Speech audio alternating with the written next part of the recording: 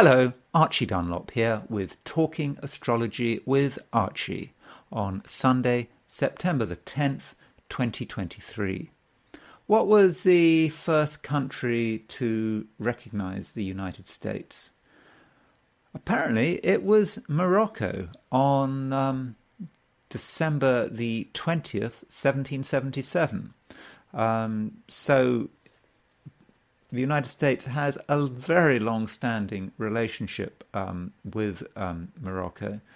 And so if you're in America, you should be particularly concerned that there has been an earthquake in Morocco on Friday night, in which I think over 1,000 people have been killed.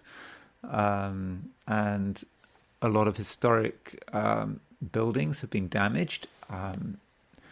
I went to Morocco a very long time ago. I went to Marrakesh, which is, I think, one of the most beautiful cities in the world. And apparently there's been some damage in the main square. And so it would seem that this has been a bit of a disaster for the country. And so what I want to do today is look at the astrology of this earthquake, because we do know when it happened. It happened at 11 minutes past 11 on Friday night. Earthquakes are very precise events, and the United States Geological Survey has sort of maps of earthquakes and the timing of earthquakes. It's to the second. So we can certainly set up a horoscope for the earthquake. And we can look at other charts relating to Morocco. For example, the horoscope of the king of Morocco being Mohammed VI. We have a timed chart for that. We have a chart for Moroccan independence in March the 2nd, 1956. So we'll be looking at that. But before I do that, I want to look at the astrology for today, which is Sunday, September the 10th, 2023. Okay, so here we go. So I'm not convinced that it's going to be a particularly amazing day. So let's just see what the main trends are.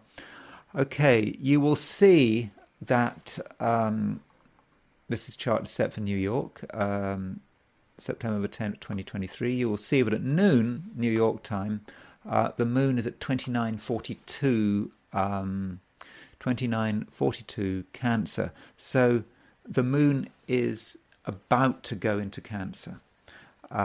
So as far as when it goes into Cancer, well, if you're in London, the sun goes into Cancer at 5:36 p.m. If you're in New York, it will go. It will go into Leo.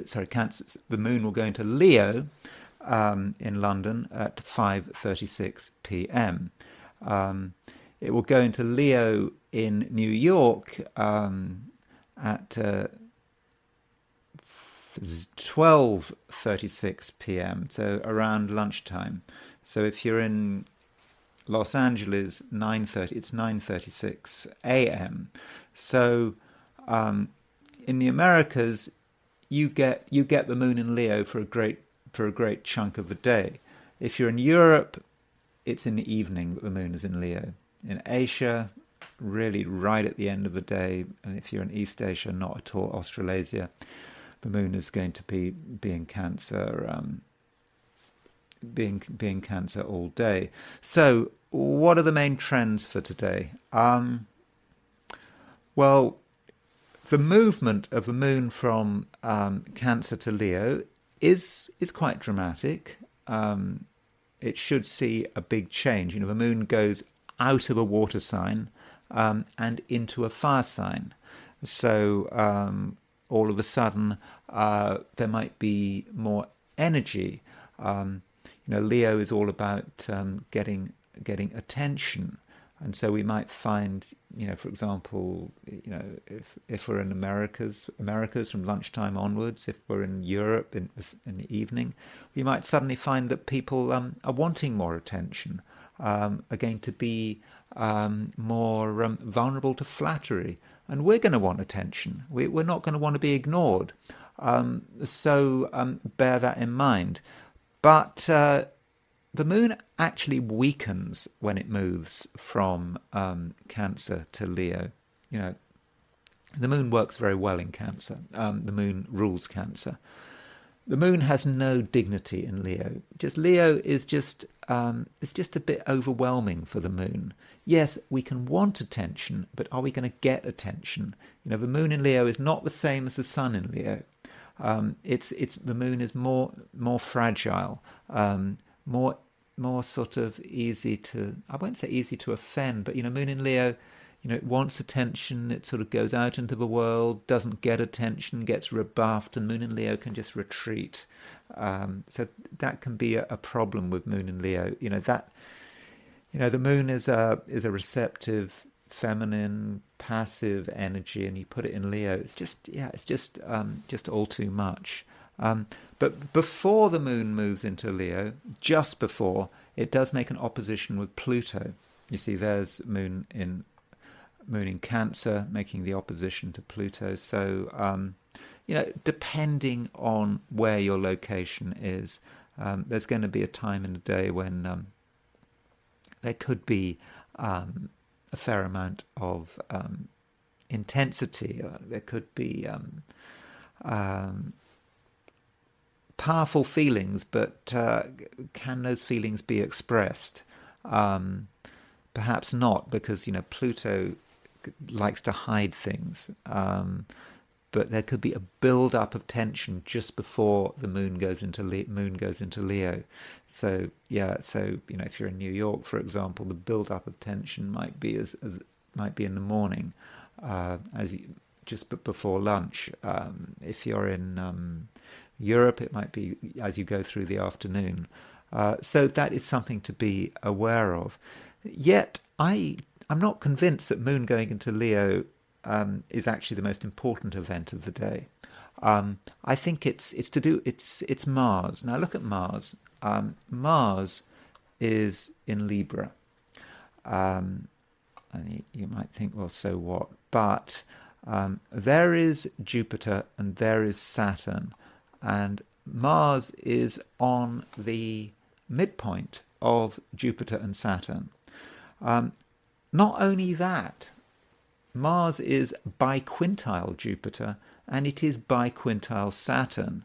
So what a biquintile is, it's an aspect of 144 degrees. And 144 degrees is 2 times 72. And 72 is a fifth of the circle. So, I'm sorry to keep on going with my cake analogy, but if you've got a cake and you cut it into 5 equal slices, I know those are really big slices, you must be hungry. But you take a cake, you cut it into 5 equal slices, 72 degrees each. 2 of those slices is 144 degrees, so it's 2/5 of the circle. And this biquintile, the fifths of the circle, are very much connected with style.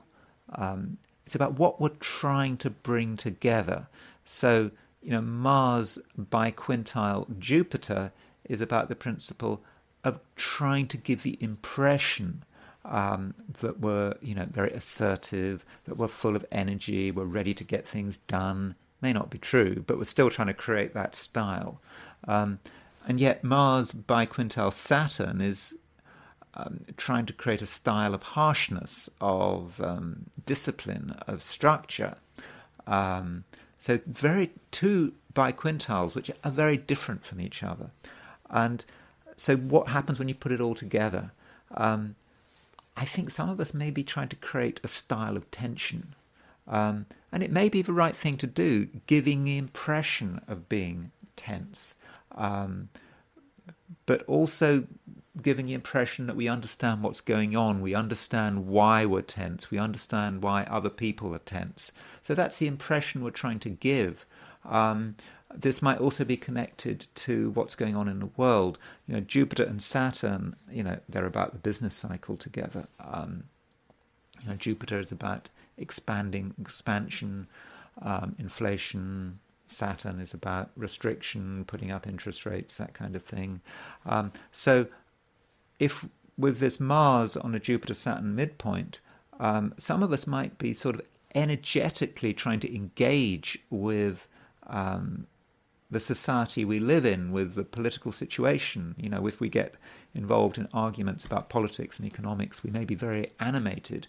Okay, we might not be animated, but other people might be animated. It is important, but if you do hear someone going on and on about politics and business cycles and so forth, remember, there's going to be a stylistic element to it. That is the impression they're trying to give. So you might ask, do they actually know what they're talking about? So ask them some questions. Do they really know what they're talking about? Because style is not the same as substance. So that's something to be aware of. But overall, I'm not convinced that it's going to be a particularly amazing day. And as you will see, this is reflected in the I Ching when I talk about what the I Ching has come up with for today. Now, let me move on to my forecasts for the 12 signs. So here we go. So these are my forecasts for today, which is Sunday, September the 10th, 2023. Aries. You're trying to make sense of society because in the final analysis that you're at the mercy of wider trends. And I think you want to show that you're in control. But the question is, how long can you keep it up? If you want to be genuinely in control, your aims have to be clearly defined. Taurus. It's probably best to stay where you are and not be tempted to break cover. There are things going on that sound interesting, but which, in reality, are a complete dead end. And also, don't be tempted to exaggerate. Things are what they are, and it doesn't help to create fantasies out of nothing. Gemini, you're getting ready to make some kind of transition, but the changeover may not be quite as easy as you had expected. There will be some drama, particularly now when the moon is making an opposition aspect to Pluto, and maybe there is something that you have to give up in order to move to the next stage. Cancer. You're starting to feel some pressure.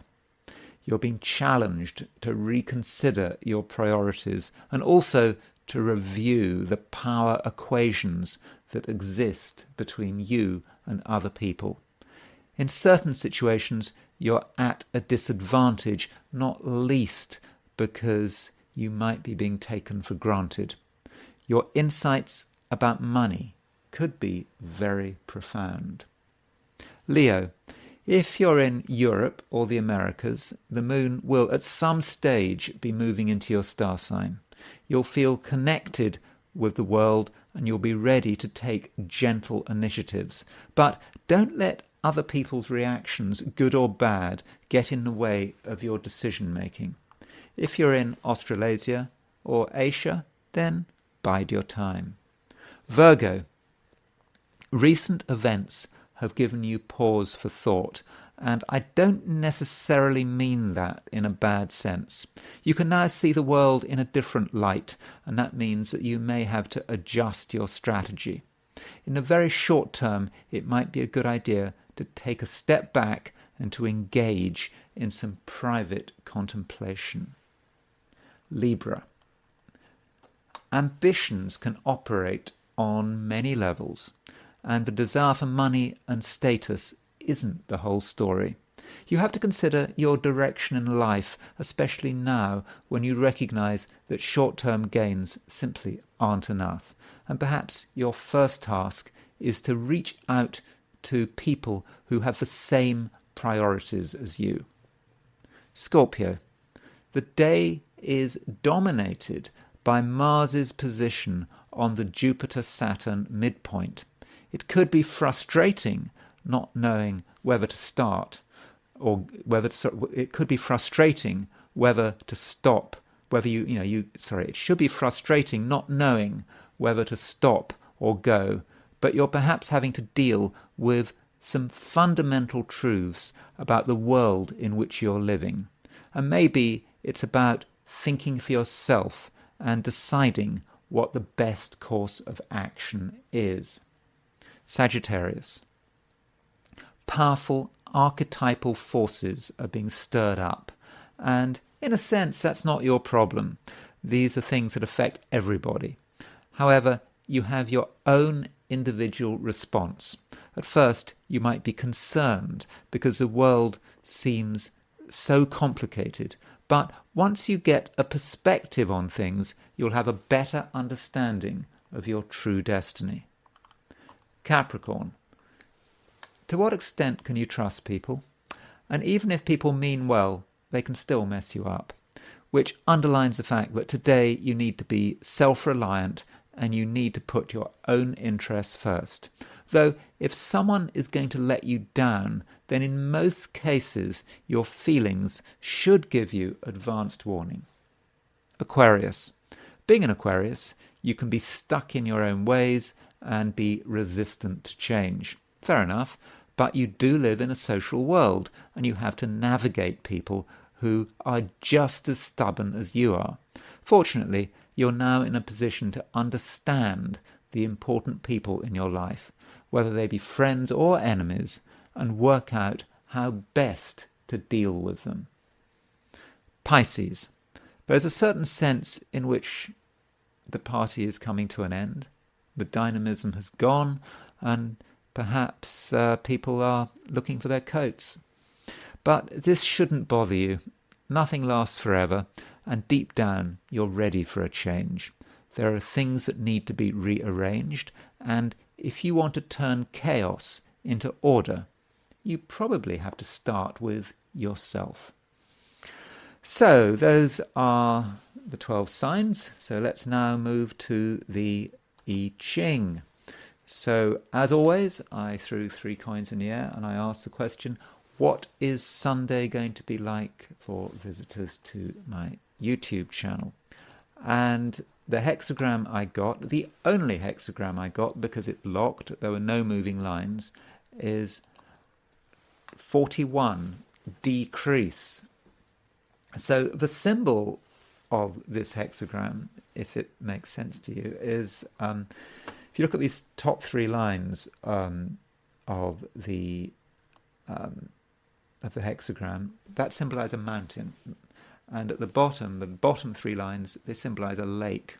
So it's a lake underneath a mountain, and in this situation the lake is kind of evaporating. It's decreasing, and it's having to give its basic vital essence to the mountain, and that is the sense of decrease. And the I Ching, certainly the Wilhelm translation of the I Ching, suggests that maybe we've just been having too much of a good time, and we need to restrain ourselves, and some of that, the fun and the enjoyment, we need to let go of it, and we also have to recognize what the time we're living is really like. It's sometimes we've got times of increase, other times there are times of decrease. And I think actually that links to the fact that Mars at the moment is on the Jupiter-Saturn midpoint, because Jupiter and Saturn, very much about increase, decrease. Jupiter's about increase, Saturn is about decrease. Mars on that midpoint, we're trying to navigate it. Hence this stop-go thing.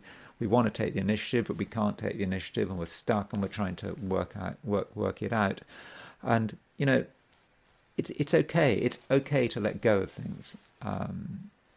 and maybe by decreasing ourselves, we can benefit society at large.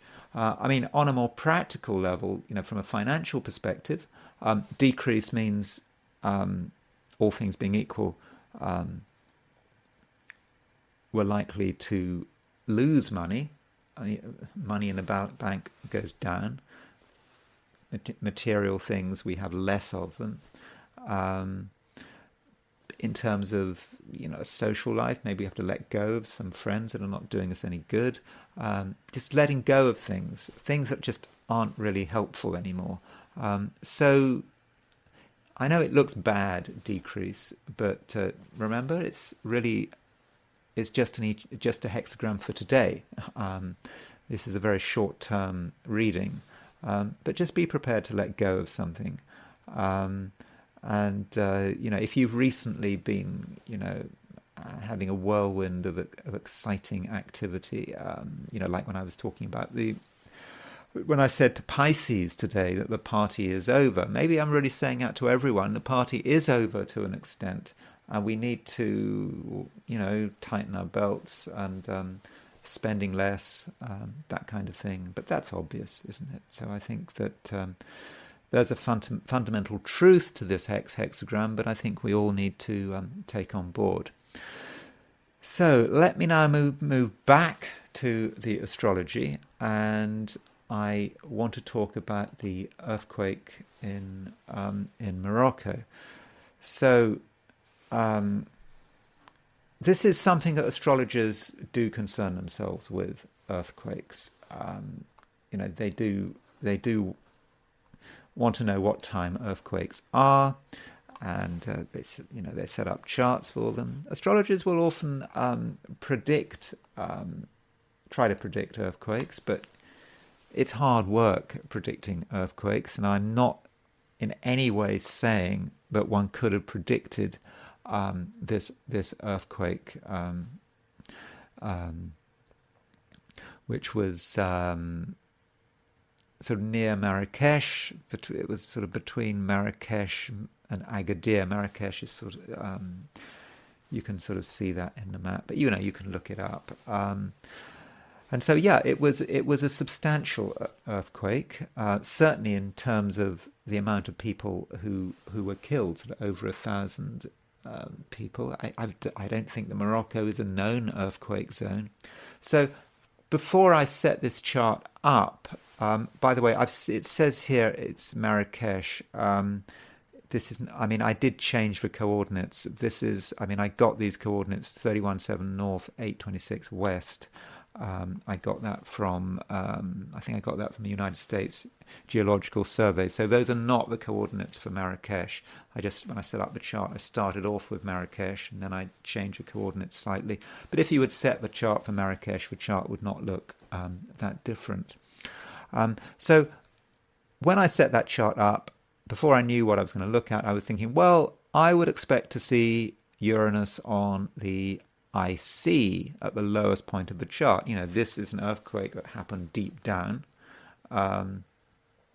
So earthquakes are the foundation, about things that destroy the foundations of things. So I would have expected Uranus on the IC.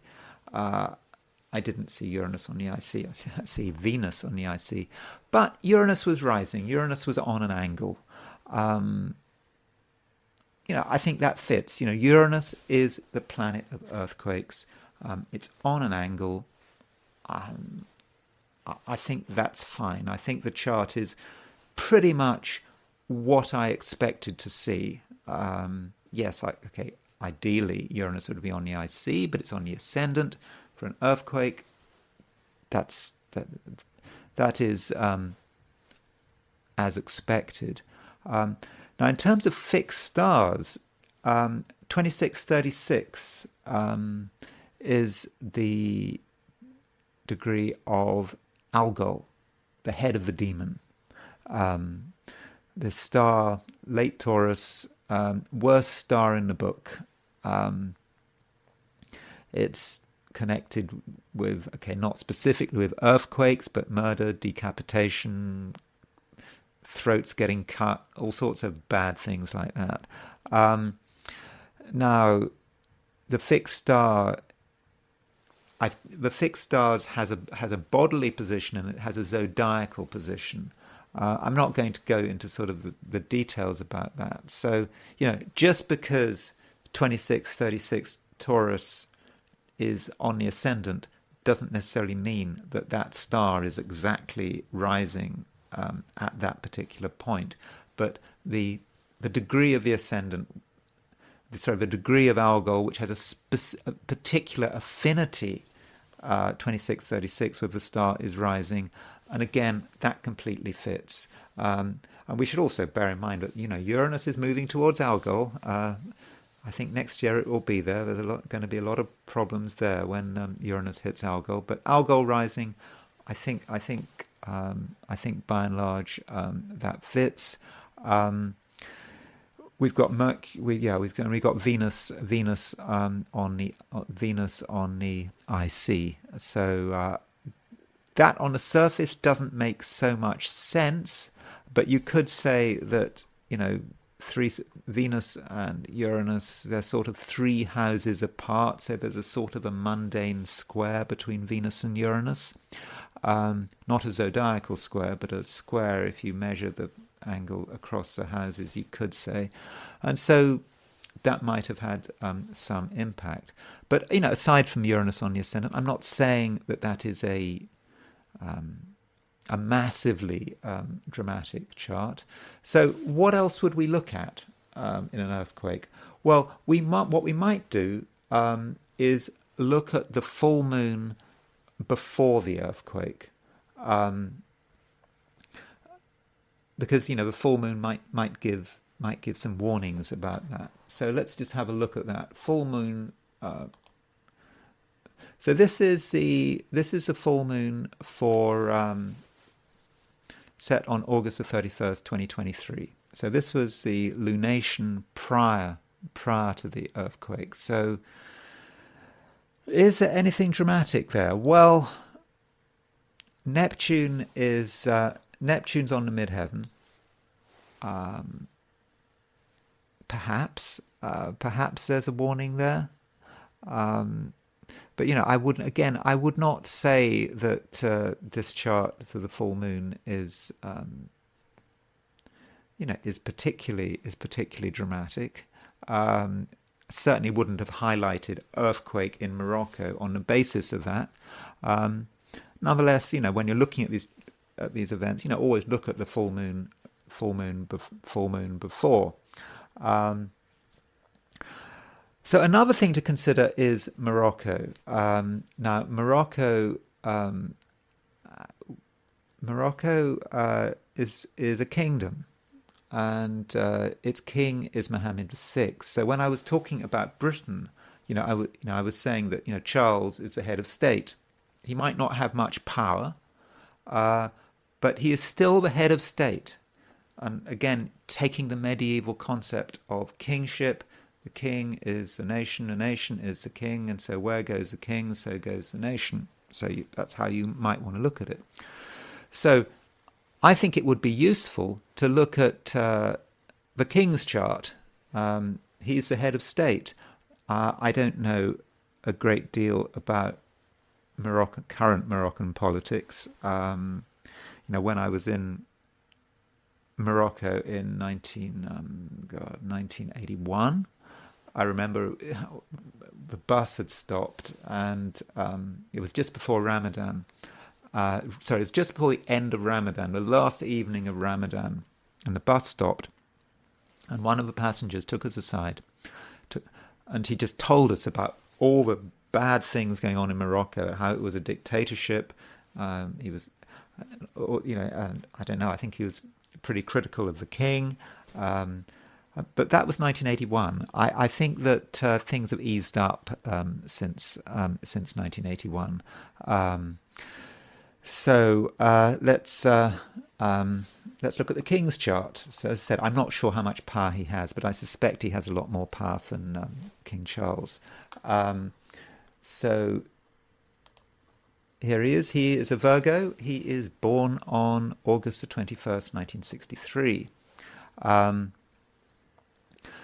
So I'm not going to just analyze his chart for the sake of it. I'm analyzing his chart from the perspective of wanting to know, is there anything relevant to an earthquake hitting his chart?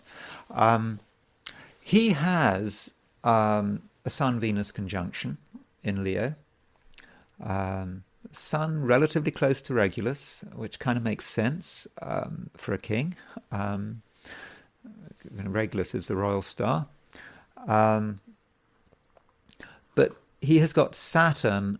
Okay, he's got Saturn widely opposition the Sun. He's got Saturn widely opposition the Venus.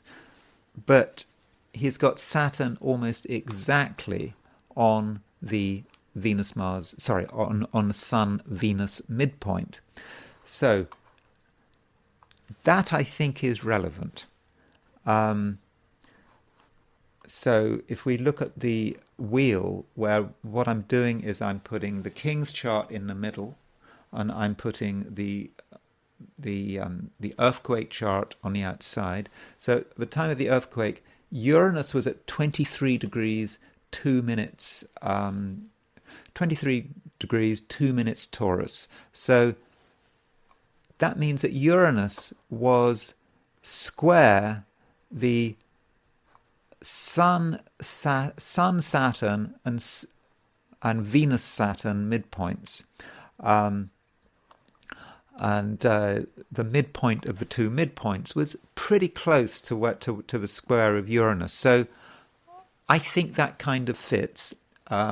He's got Uranus squaring that. So when you're looking at the king's chart, you kind of got to think you're looking at Morocco's chart, because he's the king. And so Uranus squaring that point, it's said it's not exact, but it's certainly there. Now, there is a trigger planet. So a trigger planet is a faster moving planet from Uranus that triggers Uranus's action. So look at the moon. The moon is at 846 Cancer. So that means that the moon is widely semi-square Uranus. So it might be widely semi-square Uranus, but it's actually triggering the midpoint between the Sun and Venus. So Uranus was close to the Sun-Venus midpoint, the midpoint of the Sun and Venus, which is being aspected by Saturn. So this big configuration in Mohammed VI's chart is being hit by Uranus, and it's being hit by the moon at the time of the earthquake. And that this moon lunar aspect would have been around for an hour to a couple of hours on Friday, late Friday, early Saturday. So I think there's enough in that chart to perhaps describe the earthquake. Although I really must emphasize, I'm not trying to say that one could have predicted that there was going to be an earthquake. If you had been advising Mohammed VI as an astrologer, you would certainly have pointed out the fact that Uranus was going to be hitting this configuration in sort of late 2023. You would have certainly pointed that out. The question is, what would you have said about it? Would you have said there was an earthquake? I mean, you might have used the word earthquake in a metaphorical term, but I don't think you would have said, oh, your country is going to be hit with an earthquake. It might have represented civil disorder, perhaps. Sometimes in Morocco, there's terrorism as a possibility. I don't want to overstate that. That kind of thing. So there would have been a general warning, or it could have been something to do with his personal life. I don't know. He has a personal life. Uranus square his Sun Venus. that's perhaps so. It could have worked at many levels, but you certainly would have pointed out this aspect to him.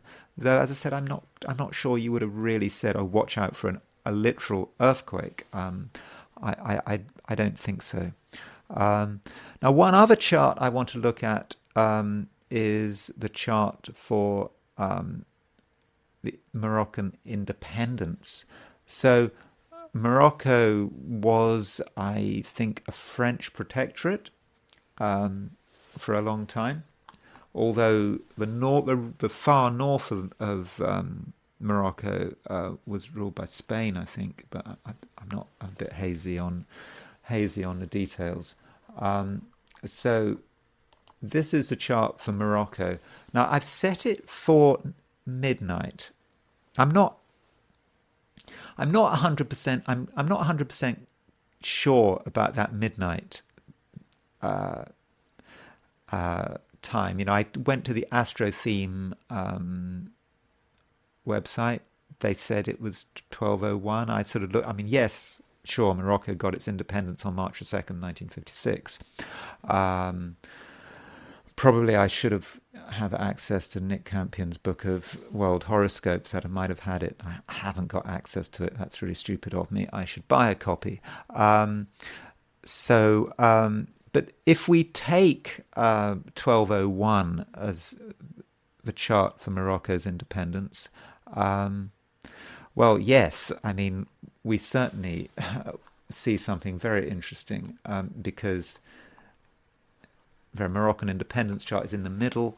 On the outside is Uranus. Uranus was crossing Morocco's midnight descendant, and Saturn was crossing its IC. Okay, maybe not exactly, but this is a suggestion that yeah, maybe the earthquake really was showing up in the independence chart. By the way, the independence chart has Moon in Scorpio. Traditionally, Morocco is a Scorpio country. Now, I know that the independence chart, the Sun is in Pisces, but if you look at Claudius Ptolemy, writing, I don't know, 2nd century AD, he regarded the North Africa as being ruled by the water signs, and specifically the western bit as being ruled by Scorpio. So traditionally, it's quite a Scorpio. It's a Scorpio country, and having been to Morocco, I would kind of concur with that. There is something very Scorpionic about Morocco. It's a very intense country. You can have intense experiences, good and bad. But it is an incredibly beautiful country, and yeah, its cities are completely amazing. And I really hope that the damage done to Marrakesh isn't too bad, and they're able to fix, some of the historical monuments that have apparently been hit by the earthquake. So anyway, that's all I'm going to say about the subject of Morocco. Aside to say, yeah, I wish the country all the best, and I'm just really sorry about all the people who've been killed in this earthquake. And yes, I will talk to you again very soon.